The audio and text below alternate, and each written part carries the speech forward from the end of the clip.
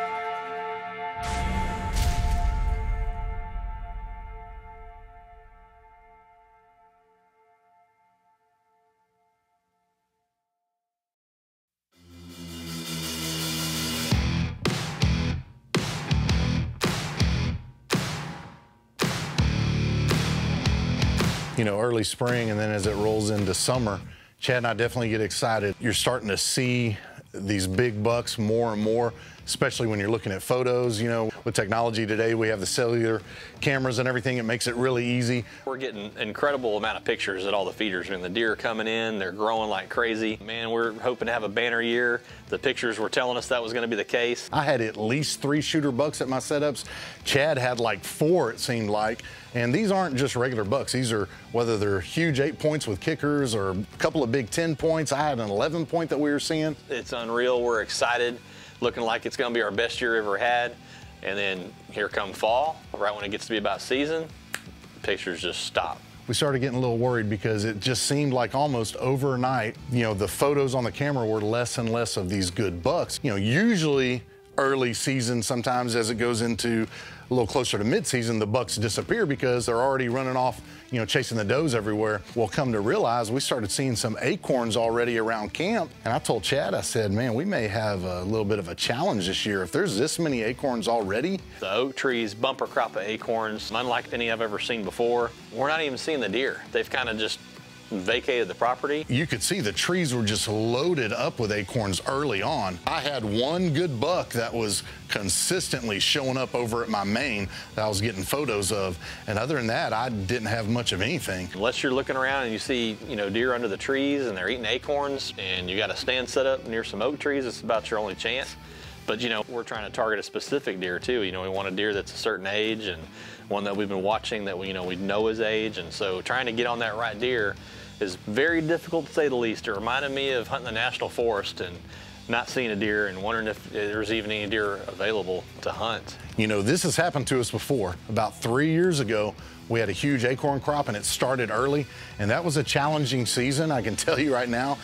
Chad ended up doing okay. I shot like a management buck is all I shot that year, but I told him, I said, this year I think is gonna be even worse because the acorns seem to be more plentiful and they're falling even earlier. We're really gonna have to think about this and make some changes.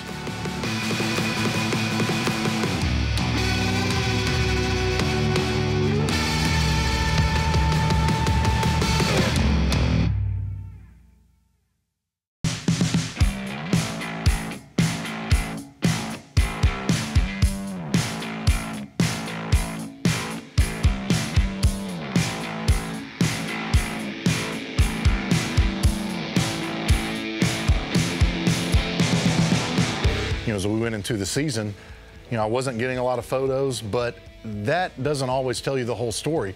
You know, Chad reminds me quite often that just because we don't see a certain buck on the camera, that doesn't mean he's not around there. He actually may be only 40, 50 yards around that setup. You know, that's something to remember. You know, for the first couple of times, I wasn't really seeing much. I mean, I had a few does that were coming in. Had like a 3.5-year-old 8-point come in I got excited about, but we're trying to grow these deer and let them get to age, and I just wasn't seeing anything mature. But you got to be patient because you never know when that big buck's going to come in. Just because you're not seeing him on the camera doesn't mean he's not there. I was going to sit in the ground blind, the north ground blind set up. I'd been trying the south a little bit, and the wind was getting a little questionable. It was a little iffy, so we had more of a north wind finally, and so I was excited about sitting in this setup. This is an awesome spot. I've only sat here a couple of times. I have a lot of does coming here. That's why I think we may have a chance at a big buck. There's a couple of big bucks that we could see. One's a big 8-point wide deer, another one's an 11-point. Cold front came in. It's a lot cooler now, so but you just never know. The acorns are so bad. Chad and I are kind of going for broke.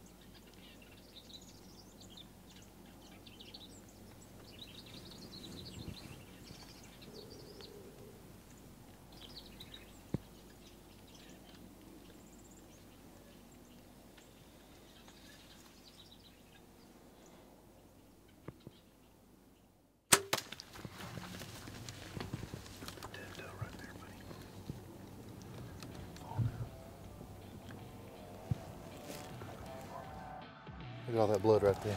See? I don't know, she went maybe 60 yards.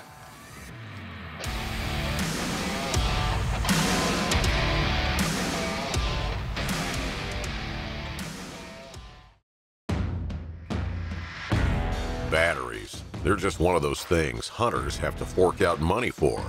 Put a trail camera out, it's gonna need batteries. If it's one of those fancy cameras that sends photos to your phone, it's gonna need them too. And burn through them faster. Putting out a kill light so you can see to shoot that big boar that won't move during the day?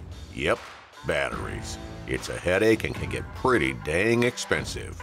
We got tired of doing it, so we made a reactor. Elusive Wildlife's Reactor Universal Solar Power Pack is a compact, easy-to-mount powerhouse that converts the power of the sun into the power you need. Those rays beaming down on the reactor solar charge the built-in power pack, providing enough power to run your camera or light day after day, night after night. The reactor is made to work with virtually every 6 or 12-volt camera on the market and can even output both voltages at the same time. Want more power? We got that covered too. Connect multiple reactors together to create as much power as your setup demands. The package includes all the cables and adapters you need to get things running. Just set it up in the sun, connect the cables you need, and forget it.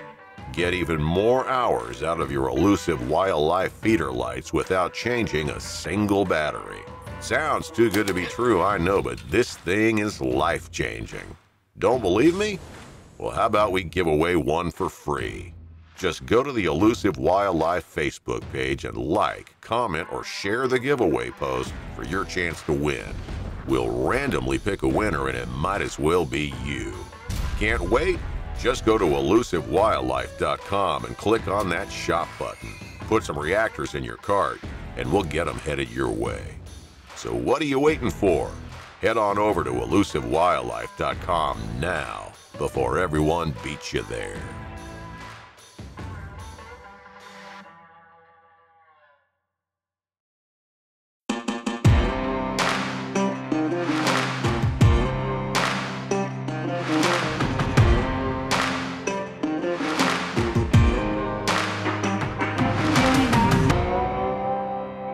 Well, at this point, any place is a good spot to sit. Man, I decided to go the WAG, one, because the scenery's so good.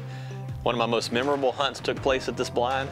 Seeing that same scenery, I can't help but looking over to my left and trying to figure out where Scott videoed this deer that I killed years ago. Actually, I remember seeing him in the viewfinder. He had the viewfinder open and he was videoing and he was out like this and I could see he was kind of getting shaky and I was like, man, what is he doing?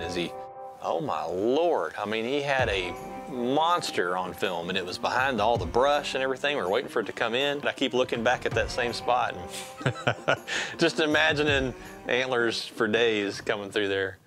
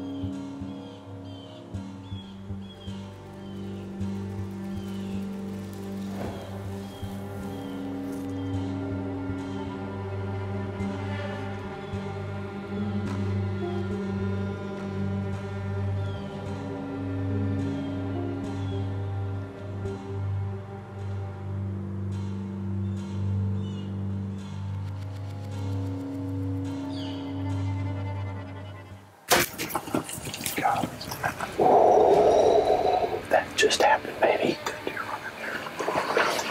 That just happened. 15 points. 15 pointer. That deer is unbelievable. I cannot believe that just happened. Oh, son. We got here 2 hours before we even normally would get to the stand. And that deer jumped out right after we closed the blind up. There's an older deer that you saw with him. We've tried to kill that deer for 3 years. He could be 7. That's the best he's looked. He's a management buck, but I saw a big deer jump the fence about 300 yards out. My cameraman couldn't get on him. They always run together. Which is why I don't ever see that deer, because the other deer is so cagey. It's like his bodyguard. I'm glad we got here early. Oh my God, what did that just happen? Oh my goodness gracious. Look at this deer.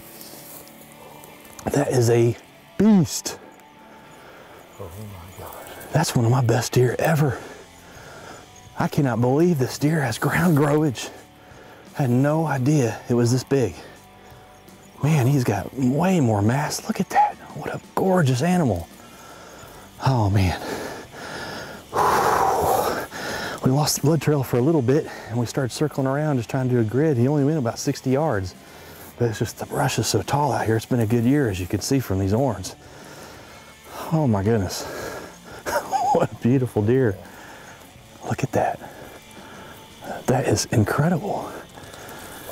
1, 2, 3, 4, 5, 6, 7, 8, 9, 10, 11, 12, 13, 14, 15 points. Look at that. Oh, what an awesome hunt.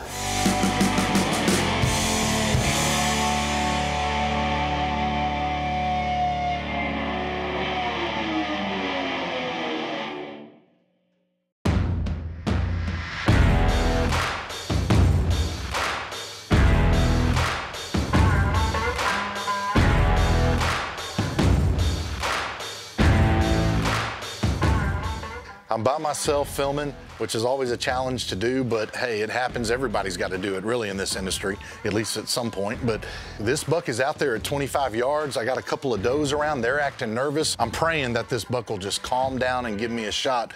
But right now, it's just not happening. Every time that I go to move the camera or something, he just kind of looks up, looks our way, acts nervous. This buck is just driving me crazy right now, and he's such a good deer, I don't want to make a mistake.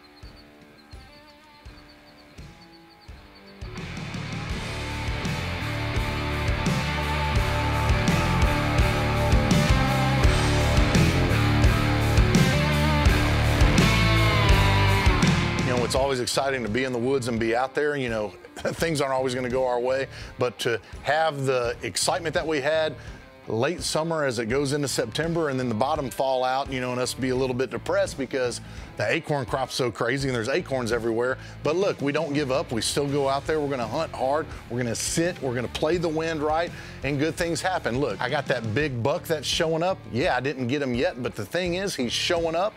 I got footage of him. We're excited about that, so next time we go, you never know what'll happen. Maybe I'll get him.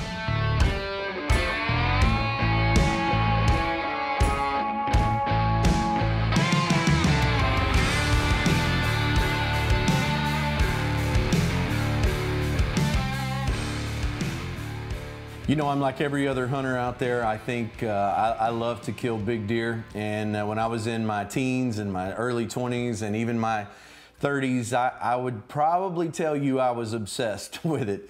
Now, I'm not going to kid anybody. I still love to kill big deer, but I'm 47 now, and things have changed and things have shifted, and I've come to understand that there's a whole lot more to this entire hunting lifestyle and outdoor lifestyle than just killing big deer. Somehow now, having a son and having a grandson, I have come to understand that the experience of spending time together and making memories, and I know that sounds cliche to some people, but in all honesty, I now know that it is the most important part of this thing that we call the outdoor lifestyle. Time that you spend in deer camp with the people that you love, watching people that you love maybe take their biggest deer or help them get on their biggest deer. Now, everything has kind of shifted for me. Again, I like to kill big deer, but everything has become so much more important and my priorities are better in line. And I would say to you that we all have to go out and make a living, right? That's something we all have to do.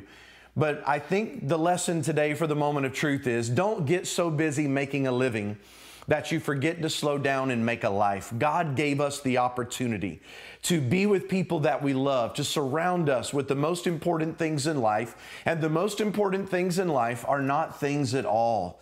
It's our marriages, it's our children, it's our grandchildren. It's the opportunity that we get to show and share love and give each other hope and encouragement. These are some of the God's greatest gifts, and I think it all starts with a personal relationship with God. And if you'd like to know more about what that looks like, just go to elusivewildlife.com and click on the Moment of Truth tab.